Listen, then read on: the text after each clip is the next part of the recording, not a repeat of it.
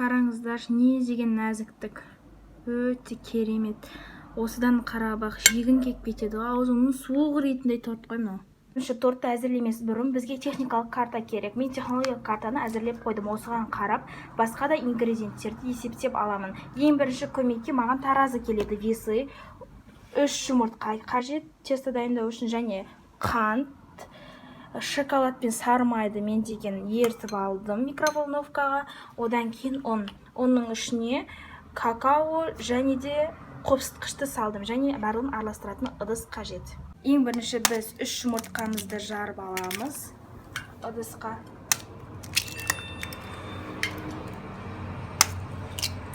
Және де осы 3 жұмыртқаның үстіне өзіміздің өлшеп қойған қантымызды саламыз да жақсылап миксерлейміз. Мінекей осылай араластырып, әппақ көбік болғанша араластырамыз. Және осының үстіне жаңағы ертіп алған сары май мен шоколадымызды құямыз.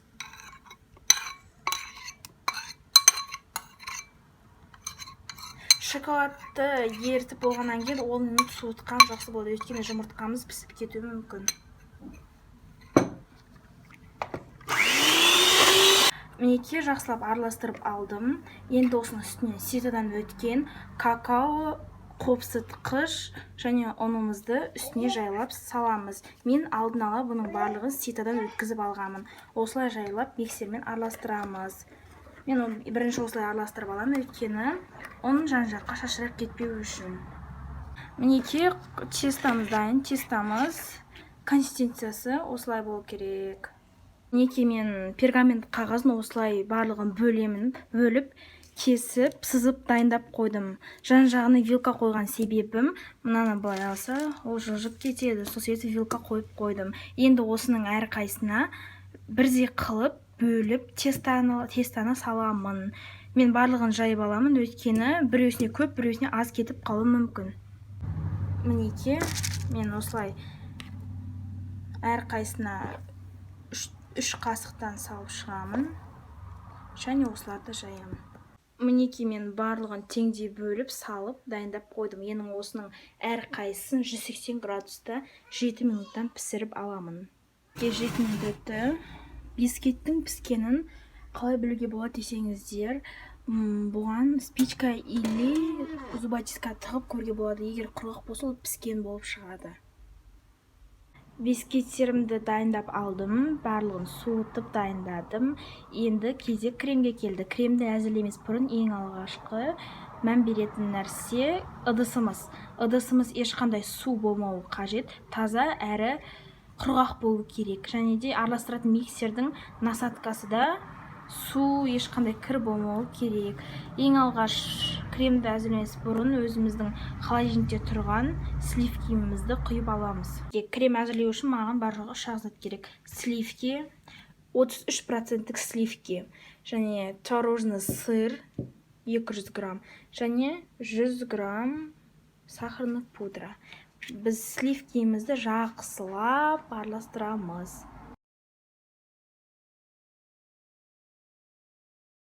Қараңыздар, сливкиді араластырдым, және оған сахарный пудраны қосып жүрдім.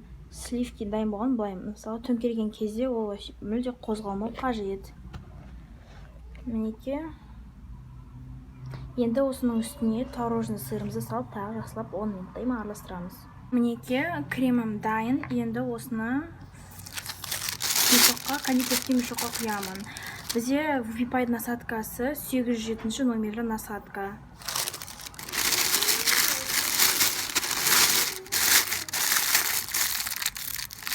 Және бұны ыңғайлы қылып салу үшін мен былай кружкаға салып аламын. Кремді өзімізге ыңғайлы қылып саламыз. Кремді мен былай істеймін. Әдемі сүйкімді шарикті шығарамыз.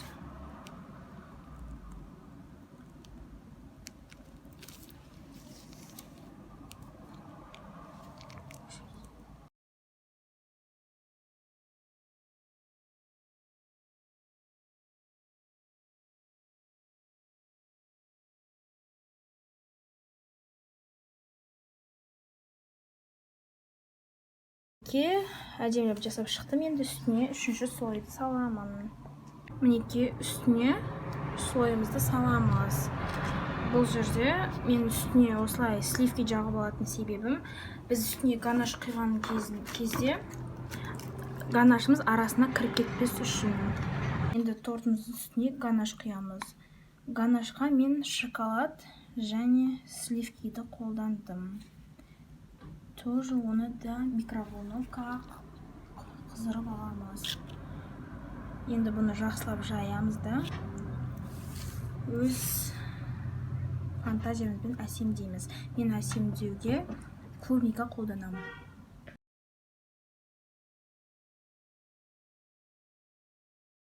Мінекей тортымды әсемдеп біттім. Бұндай тортты жеген де арманда, жемеген де арманда. Қандай керемет десеңіздерші. Бұны енді холодильникке 3-4 сағатқа салып қойсаңыздар, өте керемет болады. Мінекей менде 3 сағат өтті. Енді мен тортты кесіп дәмін көремін. Өте керемет, өзім баяқ сезіп тұрмын. Өте жұмсақ. Сіздер де істеп көріңіздер, өкінбейсіздер.